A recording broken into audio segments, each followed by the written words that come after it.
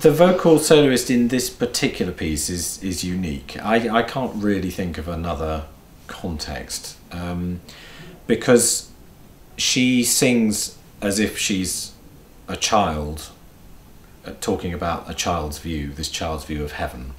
So it has a type of sort of innocence to it. It's like you have a symphony which has hugely sort of substantial and very deep and sometimes sort of quite dark and devilish material, and yet at the end of it there's this, it's just a little, it's like a child's song, it's like a little child's sort of folk song. You can almost imagine it being sung by a child, and this is why Alwyn will be very good at it, because she has that lovely sort of radiant quality, not just about her singing but actually the way she presents herself as an artist.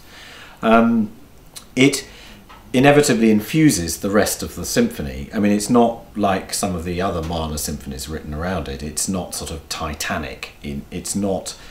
It's shorter, and it's actually scored for a slightly smaller orchestra, although it's actually still quite a substantial orchestra. But it's of a different nature, say, than the third before it and the fifth after it. And it begins with the sound of sleigh bells. And so even at the very beginning of the symphony, the other end of the symphony from when the singer performs, there is a sort of a slightly different quality to it. And it in a way, some people in history sort of found it very disappointing, the end of this symphony, because it's just a simple child song. And certainly when the piece was first performed, I think people found it a bit mystifying.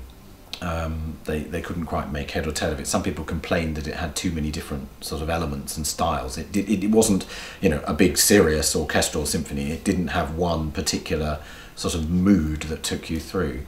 But actually, I think it's the most glorious. I think it's the most wonderful ending, the most imaginative possible way of ending a piece. I mean, it's in its way, it's almost as revolutionary as Beethoven using a chorus in the Ninth Symphony at the end of it.